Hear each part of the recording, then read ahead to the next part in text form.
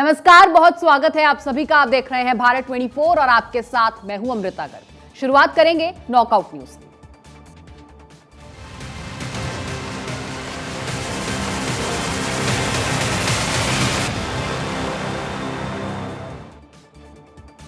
और शुरुआत करते हैं राहुल गांधी के साथ। कांग्रेस अध्यक्ष को लेकर राहुल गांधी ने अपना पक्ष साफ किया है और भारत 24 से खास बातचीत में राहुल गांधी बोले हैं कि मुझे जो करना है मैं तय कर चुका हूं। और इस तरह राहुल ने कांग्रेस अध्यक्ष बनने की तमाम अटकलों को पूर्ण विराम दिया है।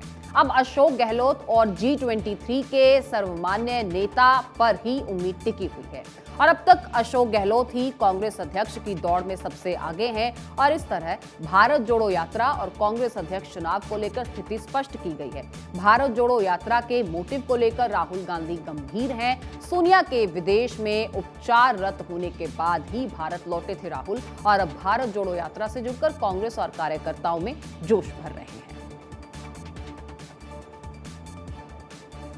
NSCN-IM यानी national socialist council of Nagaland IM से संवाद फिर कायम है। नागा शांति वार्ता में महत्वपूर्ण मुद्दों पर वार्ता हो रही है और केंद्र के प्रतिनिधि और इसके साथ अफसर पूर्वोत्तर के दौरे पर हैं। हालांकि SC जमीर विधायकों का इस्तीफा चाहते हैं और अब फॉर्मुलेशन पेपर्स का काम अंतिम चरण में है। चुनाव हो या ना हो, फॉर्मुलेशन पेपर्स पर पूरा फोकस है। अब NSCN-IM सहित उग्रवादी समूहों के पाले में गेंद है। भाजपा का त्रिपुरा में आदिवासी पार्टी के साथ गठबंधन है, ये भी आपको बता दें। एन किटोवी के नेतृत्व में 7 संगठन शांति समझौते पर सहमत हैं। त्रिपुरा मेघालय में फरवरी और मार्च 2023 के बीच में अगले विधानसभा चुनाव होने हैं। मोदी के शांति दूत बनकर AK मिश्रा वहां पर नेतृत्व कर रहे हैं। और शिवराज के कृषि मंत्री का किसानों को खेती ज्ञान सामने आया है। दरअसल कृषि मंत्री कमल पटेल ने एक किसान को ज्ञान दिया। किसान ने मंत्री कमल पटेल को फोन लगाकर अपनी परेशानी बताई थी। मंत्री बोले कि ऐसी फसल उगाई ही क्यों जिसके रेट कम मिले। 2 महीने रुक जाओ, रेट 4 गुना हो जाएंगे। हालांकि 1 महीने बाद लहसुन की नई फसल आने वाली है। मंत्री बोले कि लहसुन प्याज कृषि विभाग में नहीं, उद्यानिकी में आता है। मूंग की फसल उगाओ, उसमें बहुत कमाई हो रही है। धार जिले में मूंग की फसल नहीं होने से भी कृषि मंत्री अनभिज्ञ रहे। हालांकि मध्य प्रदेश को केंद्र से कृषि कर्मण पुरस्कार मिल चुका है।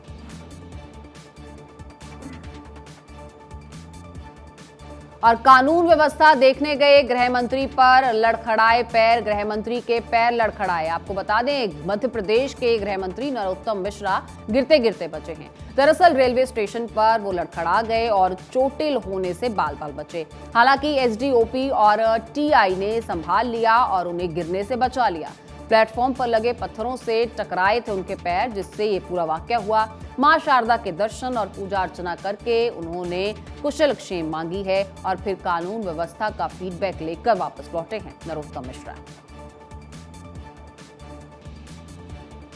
महात्मा गांधी की बड़ी फैन थी महारानी एलिजाबेथ द्वितीय। जी हां, प्रधानमंत्री नरेंद्र मोदी ने एक अनसुना किस्सा इससे जुड़ा हुआ साझा किया। महारानी एलिजाबेथ द्वितीय ने संभाल कर रखा हुआ था बापू का दिया हुआ रुमाल।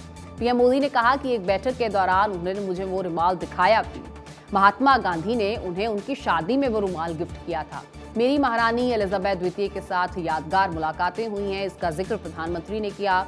और 2015 और 2018 में UK की अपनी यात्राओं का जिक्र उन्होंने किया, जिस दौरान महारानी से उनकी मुलाकातें हुई। PM कहते हैं कि मैं उनकी गर्मजोशी और उनकी दयालुता को कभी भूलूंगा नहीं। पहले ट्वीट में PM मोदी ने एलिजाबेथ द्वितीय के निधन पर शोक जताया। एलिजाबेथ द्वितीय के निधन के बाद उनके बेटे चार्ल्स होंगे ब्रिटेन के नए राजा, जिनका ऐलान हो चुका है।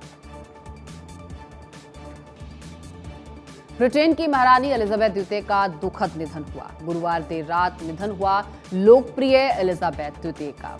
भारत सहित तमाम देशों के शीर्ष नेतृत्व ने इस पे शोक प्रकट किया। एलिजाबेथ द्वितीय की सरलता, सौम्यता, उनकी शालीनता की कायल दुनिया है। PM मोदी ने उन्हें याद करते हुए कहा कि उनके निधन से मैं आहत हूं। महारानी एलिजाबेथ द्वितीय के निधन पर भारत में भी एक दिन के शोक की घोषणा की गई है।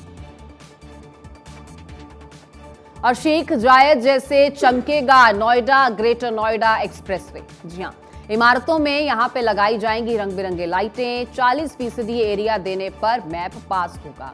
न्यूयॉर्क, सिंगापुर और दुबई की तर्ज पर यह पूरा डेवलपमेंट प्लान तैयार होगा और नोएडा की लाइफलाइन है नोएडा ग्रेटर नोएडा एक्सप्रेसवे। रोजाना करीब 10 लाख वाहनों का यहां से आवागमन होता है। एक्सप्रेसवे के दोनों ओर फसाड लाइट कंपलसरी कर दी गई है और 2 महीने में ये पूरा फसाड लाइटिंग वर्क जो है वो पूरा करना होगा। और अब भाजपा के मिशन सीमांचल की बात करते हैं। 23-24 सितंबर को अमित शाह की जनसभाएं होनी हैं। 23 सितंबर को पूर्णिया और 24 सितंबर को किशनगंज में जनसभा होगी। नया केंद्र शासित प्रदेश बना मुस्लिम वोट बैंक और इसे तोड़ने की रणनीति भाजपा के लिए बिहार में नीतीश लालू गठबंधन एक बड़ी चुनौती है।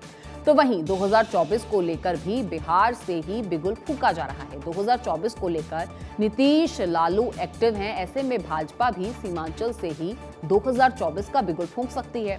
सीएए, एनआरसी, बांग्लादेशी घुसपैठिए, रोहिंग्या ये प्रमुख मुद्दे हो सकते हैं।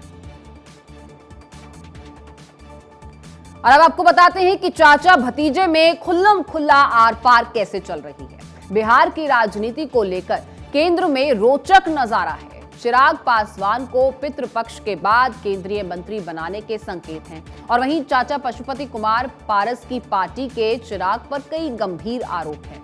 हालांकि पारस की पार्टी ने चिराग को पशुपेश में बताया है और कहा है कि अगर लोजपा अकेले चुनाव नहीं लड़ती तो भाजपा बहुमत पे होती। अब उठ रहे सवाल ये हैं कि क्या चिराग पासवान की शर्तें जायज हैं। फिलहाल चुनाव आयोग से दोनों पार्टी को अलग नाम और सिंबल पितृपक्ष के बाद लोजपा में टूट की अटकलें हैं। पशुपति कुमार पारस ने भी चिराग के सामने ताल ठोक दिया और कहा है कि जब तक मैं जीवित हूं और एनडीए में हूं तब तक मोदी के नेतृत्व में रहूंगा। और छत्तीसगढ़ नान घोटाले का जिन्न फिर से बाहर निकल आया है। ईडी ने खटखटाया है अब सुप्रीम कोर्ट का दरवाजा। जी हां, ईडी ने सुप्रीम कोर्ट से केस को राज्य से बाहर ट्रांसफर करने की मांग कर दी है, लेकिन सुप्रीम कोर्ट ने 12 सितंबर तक के लिए फिलहाल इस मामले पर सुनवाई टाल दी है। दरअसल ईडी चाहती है कि केस में आरोपियों को रिमांड पर लेकर पूछताछ की जाए। रमन सिंह की सरकार में 36,000 करोड़ का यह घोटाला हुआ था, कथित घोटाला कह सकते हैं। नागरिक आपूर्ति निगम से जुड़ा हुआ है यह पूरा प्रकरण और इस मामले में आरोपियों के 28 ठिकानों पर एक साथ छापा मारा गया था। छापेमारी में करोड़ों रुपए की बरामदगी भी हुई थी। कहीं पर निगाहें, कहीं पर निशाना, वो कैसे? भाजपा और जेपी नड्डा के जरिए बाघेल ने केंद्र सरकार को दरअसल घेरा है। भूपेश बघेल ने कहा कि भारत जोड़ो यात्रा से बीजेपी घबरा गई है। यात्रा शुरू हुई है और 500 जगहों पर छापे पड़ गए हैं। भारत जोड़ो यात्रा चुनावी यात्रा नहीं है बल्कि घृणा हिंसा के खिलाफ एक यात्रा है। समुद्र के संगम स्थल से भारत जोड़ो यात्रा की शुरुआत हुई है। भारत संत महात्माओं बुद्ध, गुरु नानक, कबीर का देश है। संत महात्माओं ने एकता, भाईचारे, शांति, प्रेम और सद्भाव की बातें कही हैं। मोहन भागवत और नड्डा को छत्तीसगढ़ का विकास देखने का न्योता भी देते नजर आए। और पैगंबर मोहम्मद पर नुपुर शर्मा को सुप्रीम राहत मिल गई है। उन पर की गई टिप्पणी पर राहत मिल गई है। गिरफ्तारी की मांग वाली याचिका पर विचार से इनकार कर दिया गया है। सीजेआई यूयू ललित की अगुवाई वाली पीठ ने इनकार किया है और सुप्रीम कोर्ट ने पिटिशनर से कहा है कि याचिका वापस लो। देश भर में दर्ज एफआईआर दिल्ली पुलिस को ट्रांसफर की गई है। 19 जुलाई को भी गिरफ्तारी पर रोक लगाई गई थी। 8 राज्यों और केंद्र सरकार के नोटिस जारी किया गया था। हालांकि 1 जुलाई को सुप्रीम कोर्ट ने नुपुर को जिम्मेदार जरूर बताया था। मुसलमान देशों की बात करें तो उनके विरोध के बाद भाजपा ने भी नुपुर शर्मा पर कार्रवाई की थी। और केजरीवाल, भगवंत मान पर कुलदीप बिश्नोई ने किस तरह से शायराना तंज किया है, अब ये आपको बताते हैं। कुलदीप बिश्नोई ने आम आदमी पार्टी की रैली को फ्लॉप बताया।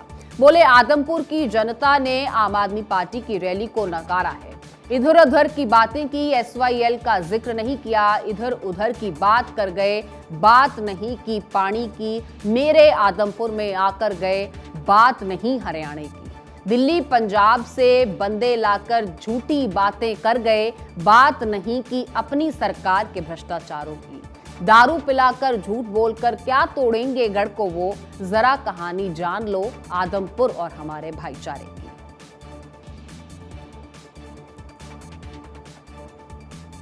बावनकुले के दावे से कांग्रेस, एनसीपी और उद्धव गुट की टेंशन बढ़ गई है, क्योंकि अब नहीं खत्म हो रहा है महाराष्ट्र में सियासी संग्राम। बावनकुले ने कहा कि इन दलों के नेता जल्द ही बीजेपी में शामिल होंगे। 2024 के लिए इन दलों का कोई भी उम्मीदवार बचेगा नहीं। शिवसेना की अमरावती इकाई वानखेड़े के साथ बीजेपी में शामिल है। कांग्रेस, एनसीपी, उद्धव गुट के कई नेता बीजेपी के संपर्क में हैं। चंद्रशेखर बावनकुले के दावे से बीएमसी चुनावों पर भी बड़ा असर हो सकता है, आने वाले समय में देखना होगा। और झारखंड का नया सीएम आखिर कौन होगा, ये एक बड़ा सवाल है जो सरकार के सामने है। राज्यपाल रमेश बैस को हेमंत सोरेन पर फैसला लेना है। हेमंत सोरेन की विधानसभा सदस्यता पर तो तलवार लटक रही है। चुनाव या उपचुनाव लड़ने की योग्यता पर भी पेच फंसा हुआ है। हफ्ते भर बाद दिल्ली से रांची लौटे रमेश बैस कभी भी कोई फैसला ले सकते हैं।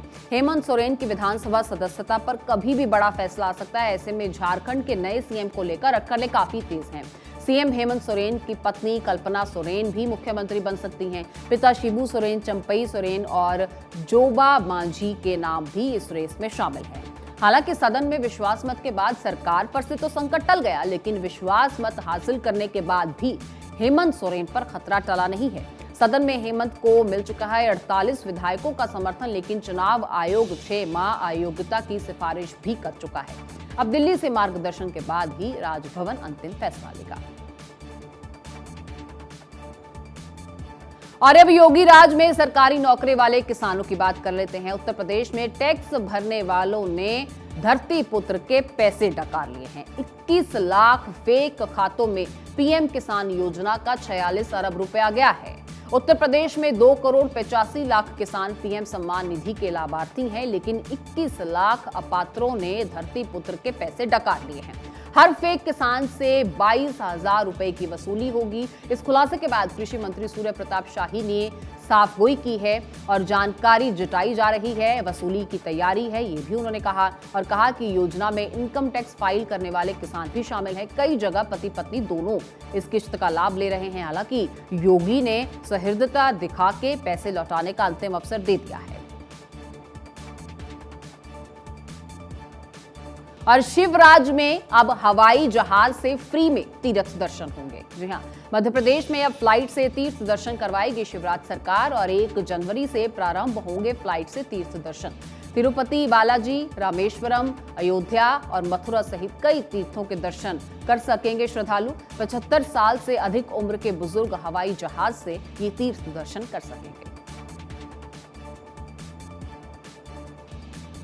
और उधर आईआरएस संजय कुमार मिश्रा और सीमांचल दास को बड़ी सफलता मिली है। ईडी से बैंकों को 23,000 करोड़ का रिफंड होगा।